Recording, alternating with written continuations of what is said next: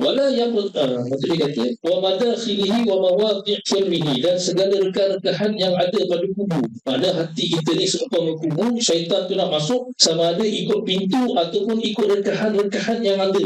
Jadi tidak terkemampuan seseorang itu nak jaga pintu-pintu masuk syaitan ini, melainkan setelah dia mengetahui kat mana pintu-pintu syaitan, pintu-pintu masuk ni. Fa himayatul qalbi min wiswasi syaitan wajibatun. Jadi Imam Ghazali kata menjaga hati daripada wiswasah syaitan, daripada bisikan-bisikan syaitan itu perkara yang wajib. Memelihara hati daripada bisikan-bisikan syaitan adalah perkara yang wajib. Wa huwa fardu 'ainin 'ala kulli 'abdin mukallafin. Menjaga hati daripada bisikan syaitan ini merupakan fardu 'ain di atas setiap hamba yang mukallaf. Wa ma la yatawassalu ila al-wajib illa bihi fa huwa 'ainul wajib. Dan perkara yang tak tercapai ni wajib melainkan dengannya, maka dia juga merupakan wajib. Apa benda?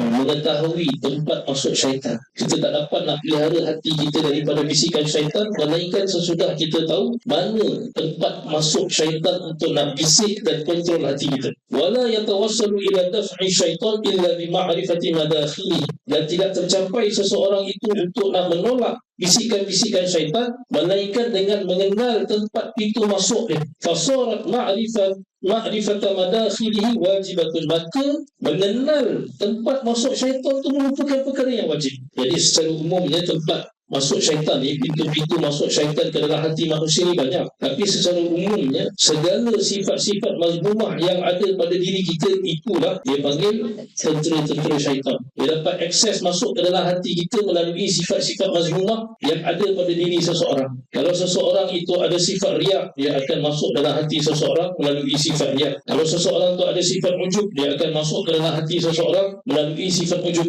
Kalau dia ada sifat panas baran, dia akan masuk ke dalam hati seseorang melalui sifat panas baran tadi. Segala sifat-sifat mazmumah itu merupakan pintu masuk bagi syaitan. Sebab tu fardu ain bagi diri kita untuk nak pelihara diri daripada segala sifat-sifat mazmumah ni. Yang kita belajar fardu ain dalam ilmu tasawuf, macam kita penawar bagi hati, dia ada sentuh tentang perkara-perkara maksiat yang dilakukan oleh anggota.